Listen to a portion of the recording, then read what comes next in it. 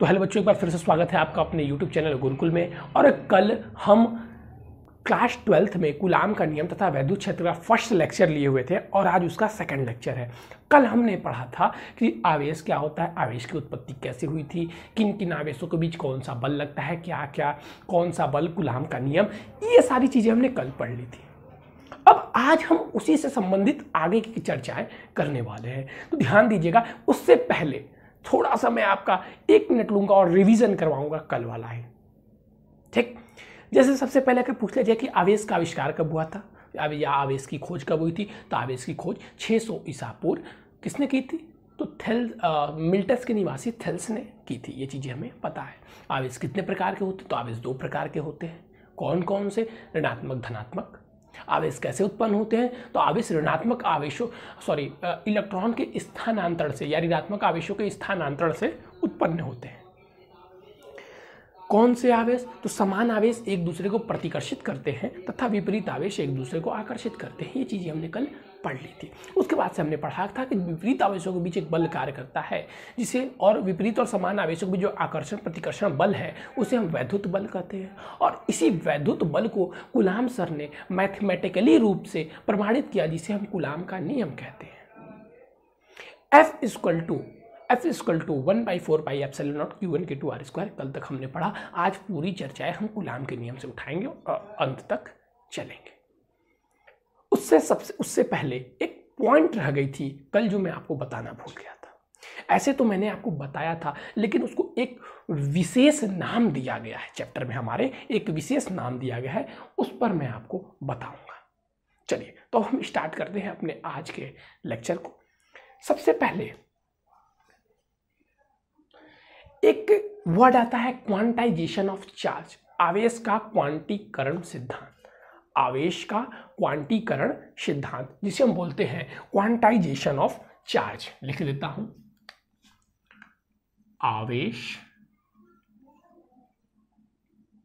का क्वांटीकरण, एक second, quantization of charge. Quantum प्रकृति बोलते हैं इसको। क्या बोलते हैं? क्वांटम प्रकृति। हाँ सर, क्वांटम प्रकृति बोलते हैं ना, क्वांटम प्रकृति। तो इसे क्या बोलते हैं? Quantization of charge. हिंदी में थोड़ा सा जानते हैं, क्वांटम प्रकृति। थोड़ा सा हिंदी प्रॉब्लम होती है, क्योंकि इंग्लिश देखिए, अब अगर आप 11th 12th में, तो इंग्लिश हिंदी में परेशानियां आपको नहीं होती है। हिंदी मीडियम वाले, इंग्लिश मीडियम वाले बच्चों को हिंदी समझ में परेशानियां होती है, लेकिन हिंदी मीडियम वाले बच्चे हैं, उन्हें इंग्लिश भी साथ साथ ही पता होता है। तो इस आवेश का क्वांटम प्रकृति को हम लोग बोलते हैं क्वांटाइजेशन ऑफ चार्ज। अब ये क्या बताता है, थोड़ा सा ध्यान दीजिएगा, इंपॉर्टेंट है, 2 नंबर में पूछ लिया जाता है। तो ये बताता है कि आवेश को, ठीक है, आवेश को, जैसे अगर कल का वीडियो आपने देखा होगा तो हमने बताया था सबसे जो छोटा चार्ज है वो क्या है? इलेक्ट्रॉन है। वो क्या है? इलेक्ट्रॉन है। तो बस ये उसी के ऊपर निर्धारित है। ये बताता है क्वांटाइजेशन ऑफ चार्ज, आवेश की क्वांटाइजेशन, क्वांटम प्रकृति यह है कि आवेश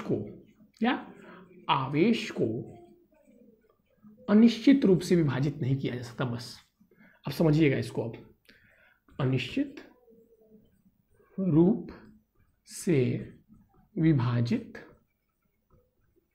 नहीं किया जा सकता, नहीं किया जा सकता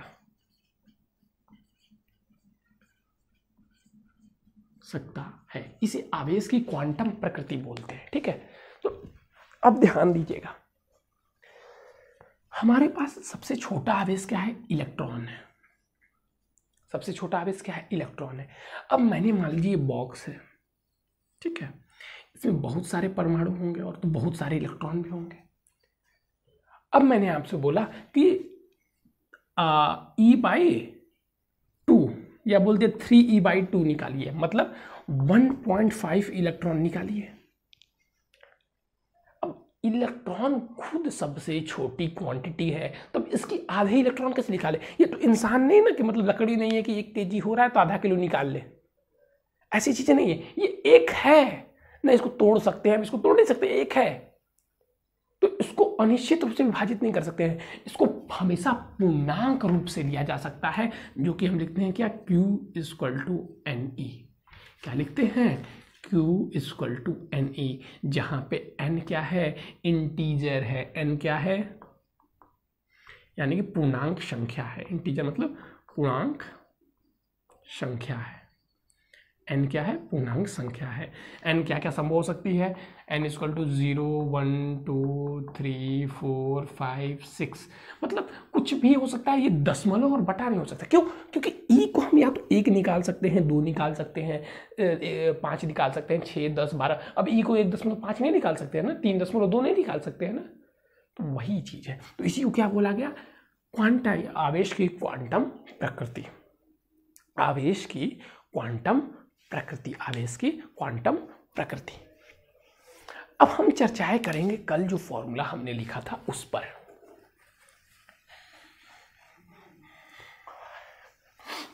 जो हमने कूलाम का नियम का फॉर्मूला कल लिखा था ना, क्या लिखा था, 1/4πε0 Q1 Q2 बटे R²।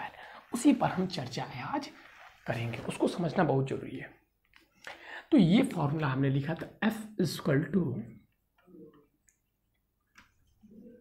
1/4πε0 Q1 Q2 बटे R²। ये क्या है, Q1 और Q2 अगर आपने कल का वीडियो देखा होगा तो ये आवेश का परिमाण है और R उनके बीच की दूरी है।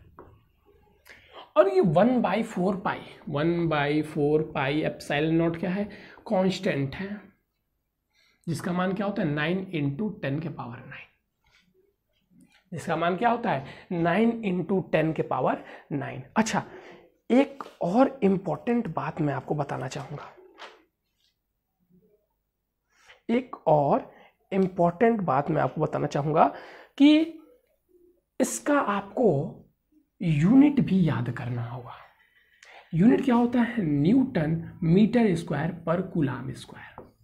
यूनिट भी याद होना चाहिए, क्योंकि ये अगर हमसे क्वेश्चन में सॉल्व करना है तो हमें बस वैल्यू से मतलब है, लेकिन अगर पेपर में हमसे पूछ दिया, अगर हमें यूनिट भी गलत कर दिए हम, तो मार्क्स कट जाएंगे ऑब्जेक्टिव क्वेश्चन में, ठीक है। तो यूनिट भी हमें याद होनी चाहिए। अब देखिएगा, इसमें जो ये एप्सिलॉन है, ठीक है, क्या है, ये जो एप्सिलॉन नॉट जिसे हम पढ़ते हैं, ये वैद्युतशीलता इसे बोलते हैं।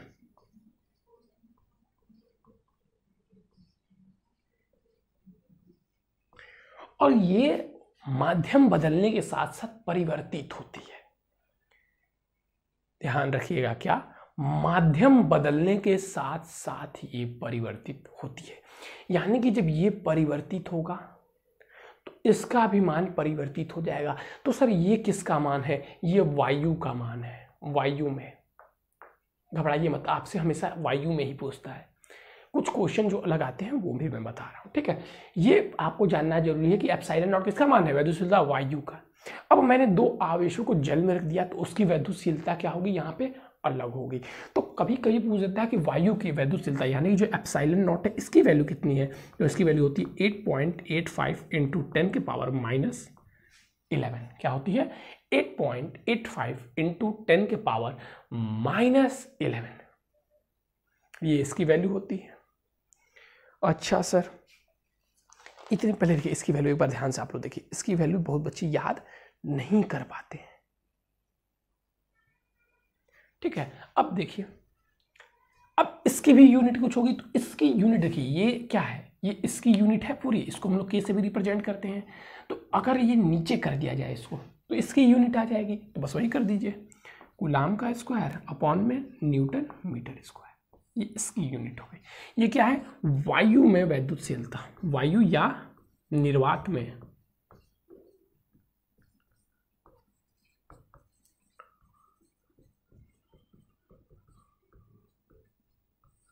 वैद्युतशीलता। तो ये माध्यम बदलने के साथ साथ क्या होती हैं, बदलती हैं। ये चीजें आपको ध्यान में रखनी होगी, क्या होती है, माध्यम बदलने के साथ साथ बदलती है। अब फिर हमने इससे पहले जो कल फॉर्मूला लिखा था वो क्या लिखा था, F equal to K1/4 K Q1 Q2 बटे में R²। इस K को बोलते हैं हम परावैद्युतांक। ठीक है, परावैद्युतांक। और आपको एक इंपॉर्टेंट पॉइंट के रूप में नोट करके लिख लेना है, ठीक है, कि जो वैद्युत बल होता है, वैद्युत बल यानी कि जो कूलाम के नियम के अनुसार ये बल हम फाइंड करते हैं, वैद्युत बल सबसे अधिक किसमें होता है? वायु में। सबसे अधिक निर्वात में होता है या वायु में, वायु में होता है। ये भी क्वेश्चन आपसे पूछ सकता है। तो इस फॉर्मूले से जितने क्वेश्चन आपसे पूछ सकते थे, ठीक है, जितने क्वेश्चन आपसे पूछ सकते थे उतने क्वेश्चन मैंने यहां पर आपको बता दिए। जितने क्वेश्चन पूछ सकते थे, जितने क्वेश्चन बन सकते थे, उतने क्वेश्चन मैंने आपको यहां पर बता दिए, ठीक है। इसका मान आपको याद रखना है कि माध्यम के साथ बदलता है, इसकी वैल्यू याद रखना है। और ये इंपॉर्टेंट है याद रखना, माध्यम में क्या होता है? सबसे अधिक होता है। इतनी सारी चीजें आपको पता हो जाए तो अब हम बढ़ेंगे आगे, आगे की ओर चलेंगे। आगे अब फिर हम चलेंगे इंपॉर्टेंट फैक्टर की ओर, ध्यान दीजिएगा। आगे हम चलने वाले हैं, हम तुलना करने वाले हैं। किसमें तुलना, किसमें तुलना करने वाले हैं? हम तुलना करने वाले हैं गुरुत्वाकर्षण बल और वैद्युत बल में। ये कैसे संभव है? देखिए, आपको मैं एक फिगर दिखाता हूं, एक फॉर्मूला देखिएगा जो हमने कल पढ़ा था। हम देखिए जो अभी बचपन से फॉर्मूला पढ़ते आ रहे हैं, वो क्या पढ़ते आ रहे हैं? F = Gm1 m2 बटे में r²। और ये फॉर्मूला भी कुछ इसी प्रकार का है। F = 1/4 पाई, या k कर दीजिए इसको, उससे कोई मतलब नहीं, k की वो कांस्टेंट ही है, Q1 Q2 बटे r²। यहां पे भी g कांस्टेंट है, वहां पे भी k कांस्टेंट है। ये है वैद्युत बल और ये क्या है? ये है गुरुत्वाकर्षण बल।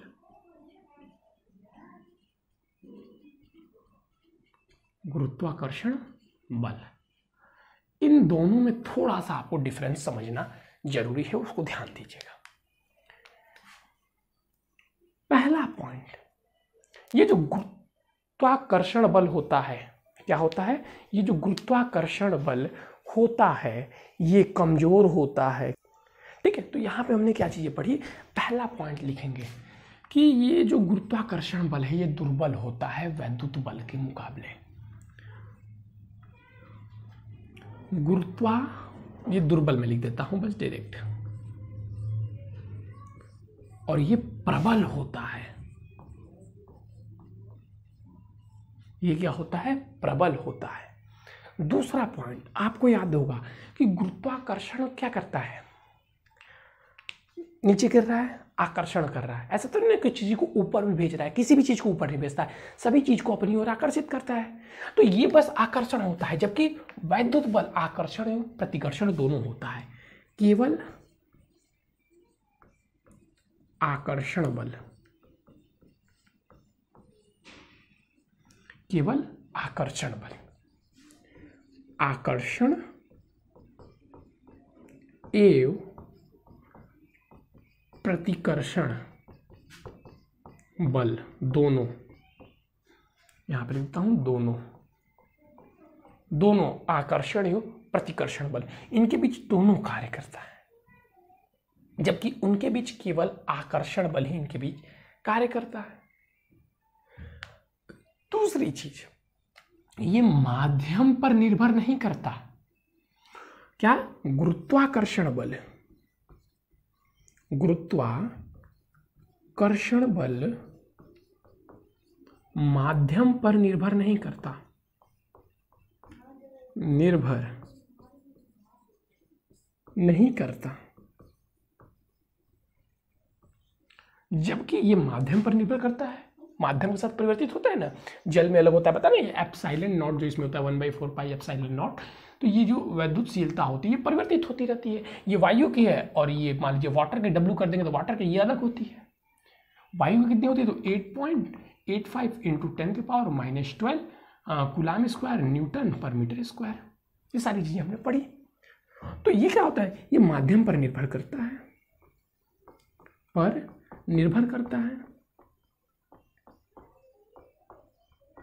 जबकि ये माध्यम पर निर्भर नहीं करता है। ठीक है, अब एक नीचे लास्ट दो इंपॉर्टेंट पॉइंट लगाकर लिख लीजिएगा स्टार बना के। दो इलेक्ट्रॉनों के बीच, पहले प्रोटॉन का लिख लीजिए, दो प्रोटॉनों के बीच वैद्युत बल गुरुत्वाकर्षण बल का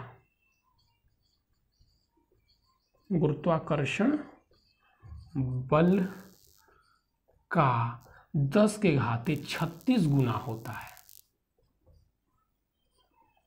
अब सोचिए कितना प्रबल होता है, मतलब दो इलेक्ट्रॉनों के बीच जितना गुरुत्वाकर्षण बल लगता है उसके 10⁻36 गुना, कितनी बड़ी राशि है, 10⁻36 गुना कौन सा बल लगता है, वैद्युत बल लगता है। तो इसका मतलब क्या हुआ कि ये बहुत ज्यादा लग रहा है, बहुत प्रबल है इससे। ठीक उसी प्रकार दो इलेक्ट्रॉनों के बीच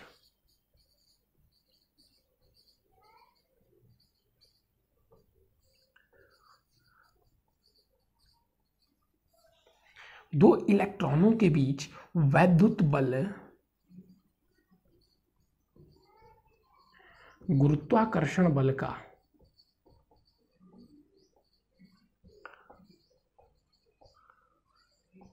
10⁻42 गुना लगता है। सोचिए अब इलेक्ट्रॉनों के बीच क्यों बढ़ जा रहा है, सोचिए थोड़ा सा, कौन दिमाग लगा सकता है, इलेक्ट्रॉनों के बीच बढ़ क्यों जा रहा है, कौन बताएगा? क्योंकि इलेक्ट्रॉन प्रोटॉन से हल्के होते हैं, तो यहाँ पे द्रव्यमान कम हो जाएगा, द्रव्यमान और प्रोटॉन का द्रव्यमान अधिक होता है, तो इसीलिए इनके बीच और अधिक लग रहा है। तो समझिए मतलब कितना प्रबल है, गुरुत्वाकर्षण बल से कितना प्रबल है, तो सर बहुत प्रबल है, बस फॉर्मूला ही देखने में सेम है, दोनों राशियाँ कितनी डिफरेंस है ये ब्लैक बोर्ड पे आपके सामने लिखी हुई हैं, जल्दी से इसको लिख लें और लिखने के बाद इसका स्क्रीनशॉट ले लीजिए, जल्दी से कीजिए।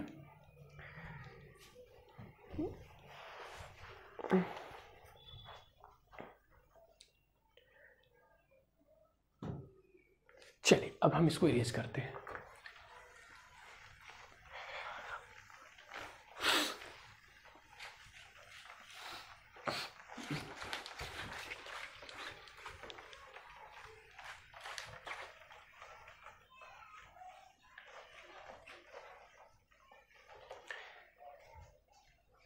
अब इसके बाद हम चीजें पढ़ेंगे, एक सिद्धांत होता है, कौन सा सिद्धांत सर? एक सिद्धांत होता है जिसे हम कहते हैं बहुलक आवेश का नियम, जिसे हम बहुलक आवेश का नियम कहते हैं, और शुद्ध हिंदी में बोले तो उसे हम लोग अध्यारोपण का सिद्धांत भी कहते हैं। बहुल आवेशों का नियम या अध्यारोपण का सिद्धांत। तो क्या है अध्यारोपण का सिद्धांत, इसके बारे में हम चर्चाएं करेंगे। देखिए जो चीजें आपको यहाँ पे रोज थोड़ी थोड़ी डोज दी जाती है उसको मन लगा के जरूर पढ़ें, थोड़ा सा दिया जाता है उसको जरूर पढ़ें, ठीक है। अध्यारोपण का सिद्धांत,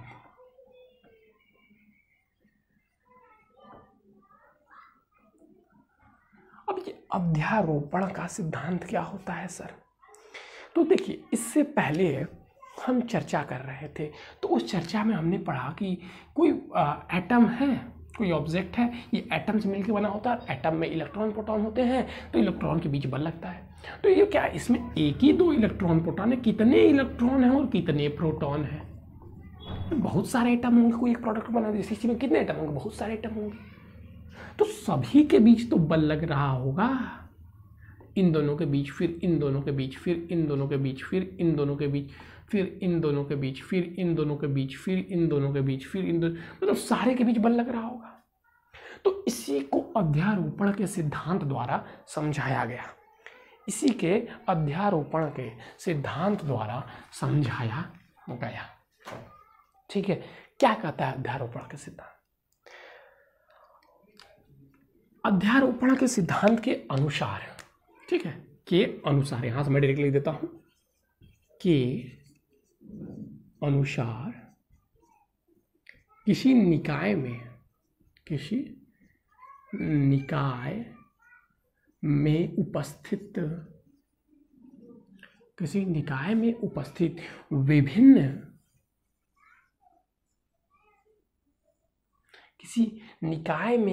उपस्थित विभिन्न आवेशों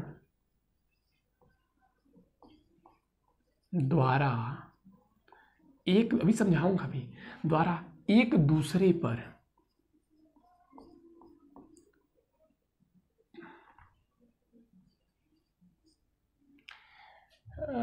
के अनुसार किसी निकाय में उपस्थित अनेक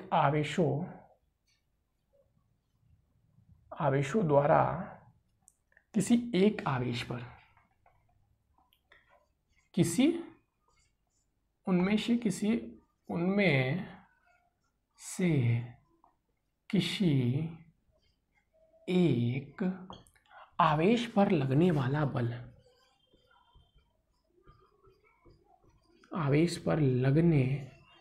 किसी एक आवेश पर लगने वाला बल उन सभी आवेशों द्वारा एक एक कर लगने वाले बल के वेक्टर योग यानी कि सदिश योग के बराबर होता है।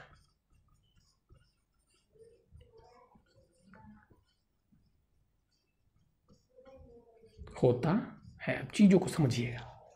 ये तो भैया रही परिभाषा। तो सर परिभाषा तो आप बुक में पढ़ लेते, परिभाषा लिखने तो आप यहाँ आए नहीं हैं, लेकिन मैं लिखवा देता हूँ कि जिनके पास बुक ना हो वो यहाँ पर समझेंगे। तो यहाँ पर समझिएगा, मान लीजिए एक आवेश Q1 है, एक Q2 है, एक Q3 है, एक Q4 है। हम मान लीजिए इस पर बल निकाल रहे हैं। क्या कर रहे हैं हम? इस पर बल निकाल रहे हैं। तो इस पर ये भी बल लगाएगा, इस पर ये भी बल लगाएगा और इस पर ये भी बल लगाएगा, तीनों इस पर बल निकाल रहे हैं। तो हमने कहा कि जो इन दोनों के बीच बल लग रहा है और जो इन दोनों के बीच बल लग रहा है, फिर जो इन दोनों के बीच अलग अलग करके बल लगाया जा रहा है, पहले इसके और इसके बीच बल निकालेंगे, फिर इसके बीच बल निकालेंगे और फिर इसके बीच बल निकालेंगे। और उस बल का जो वेक्टर योग होगा वही इस आवेश पर बल लगेगा। और इसमें एक इंपॉर्टेंट पॉइंट भी करके लिख लेंगे, मैं ब्लैक पेन से लिखता हूं कि निकाय में एक आवेश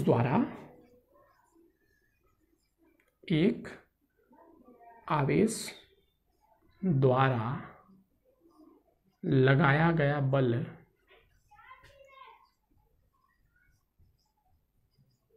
अन्य आवेशों की उपस्थिति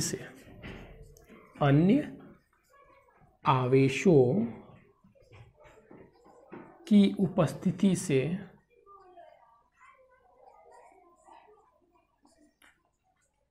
प्रभावित नहीं होता है। यानी कि जब ये नहीं थे तब भी अगर इनके बीच बल F लग रहा था, F1 लग रहा था, तो इनके आ जाने के बाद भी इनके बीच F1 ही लगेगा। जब ये नहीं थे तो इनके बीच बल F2 लग रहा था, तो इनके आ जाने के बाद इसके बीच बल कितना लगेगा? F2। मतलब इनके आने से इन दोनों के बीच लगने वाले बल में कोई प्रभाव पड़ने वाला है नहीं, और इनका जो पूरा बल हो जाएगा, देखिए क्या हो जाएगा, F = मान लीजिए इसके बीच F1 F2 और इसके बीच F3 लग रहा है, तो F1 vector plus F2 vector plus F3 vector, ये क्या हो जाएगा? ये पूरा बल हो जाएगा। एग्जाम में भी ये प्रश्न आता है 2 नंबर से, तो मैं इसको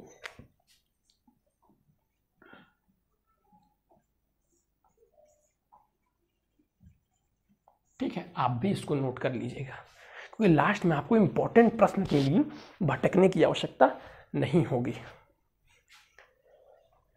अच्छा, अब यहाँ पे हमने बोल दिया कि वेक्टर योग होता है, लेकिन क्या आपको ये एफ सदिश निकालना आता है? नहीं, अभी तक तो मैंने आपको पढ़ाया नहीं, तो आपको आएगा कहाँ से? तो चलिए अब वही देखेंगे, कूलाम के नियम का सदिश रूप। ये किससे निकलेगा? कूलाम के नियम से निकलेगा, बस उसका सदिश रूप हमें पढ़ लेना है। चलिए, ये हमारा आज का लास्ट टॉपिक होगा। अच्छा, लास्ट सुनते ही मन में आता है रिलैक्स। देखिए, छोटी छोटी चीज़ें रोज बताता हूँ, इतना इतना ही पढ़ते चलेंगे डेली अभी, तो लास्ट में परेशान होने की आवश्यकता नहीं होगी, बस डेली की क्लास आपको करनी होगी। चलिए आगे बात करूं तो हम पढ़ने वाले हैं कूलाम के नियम का सदिश रूप।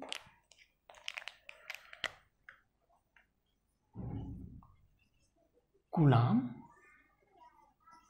के नियम का सदिश रूप। इसके लिए आपको कोई रॉकेट साइंस आने की आवश्यकता नहीं है, जो आप पढ़ रहे थे बस वही पढ़ना है। कैसे सर? दो आवेश है यहाँ पे, एक हो गया हमने ले लिया Q1 और एक ले लिया यहाँ पे Q2। अब इनके बीच, ठीक है, ये इस पर बल लगाएगा, मान लीजिए दोनों पॉजिटिव हैं तो ये इधर बल लगाएगा, ये 1 है और ये 2 है। तो देखिए F निकले कैसे, सदिश वाला 1 पर लग रहा है 2 से, इस पर बल लगा रहा है ये, तो इसको लिखते हैं 1 2। 1 पे लग रहा है दूसरे के द्वारा, तो F12।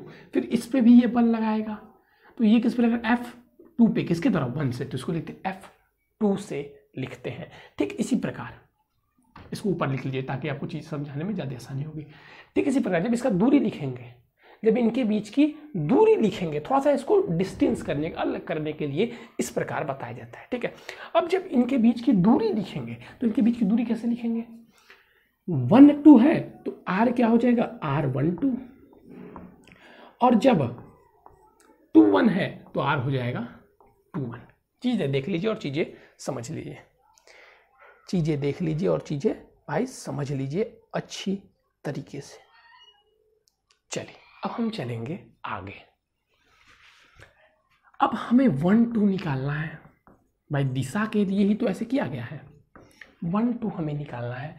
Formula 1/4 pi epsilon not, जो कूलाम के नियम था Q1 Q2 बटे R इसको R।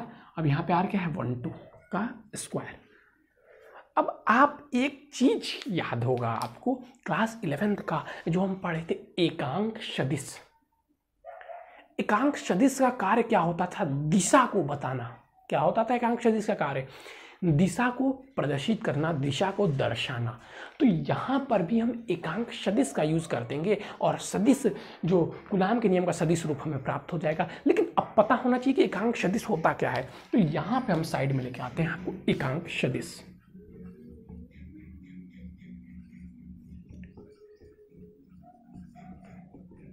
एकांक सदिश को हम लोग किसी के भी पावर कैप लगा देते हैं तो एकांक सदिश हो जाता है।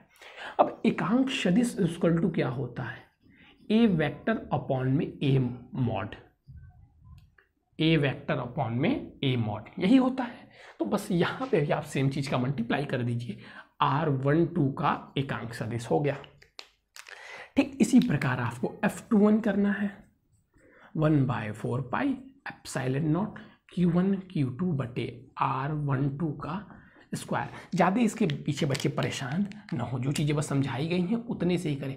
न ये पेपर में आता है न इसमें कुछ समझने लायक विशेष है। बस एकांक वेक्टर का हम मल्टीप्लाई कर देंगे तो उससे हम कूलाम के नियम का सदिश रूप पालेंगे। एकांक वेक्टर मतलब दिशा, और सदिश क्या होती है? जो परिमाण के साथ साथ दिशा ही बताए। तो अब ये हमारा बल परिमाण भी बता रहा है और दिशा भी बता रहा है। तो आज के लिए बस इतना ही। अगले टॉपिक में अब नया टॉपिक चालू होगा, वैद्युत क्षेत्र। मतलब चैप्टर का आधा हमने यहाँ तक कर लिया, अब आधा करने वाले हैं वैद्युत क्षेत्र। तो चीज़ें आपको समझ में आ रही हैं कि नहीं, कमेंट करके जरूर बताएं, और क्या क्या कमियां लग रही हैं वो भी बताएं। चैप्टर खत्म होगा तो चिंता न करें, न्यूमेरिकल भी करवाए जाएंगे। चलिए बच्चों, आज के लिए बस इतना ही। Thank you, have a nice day.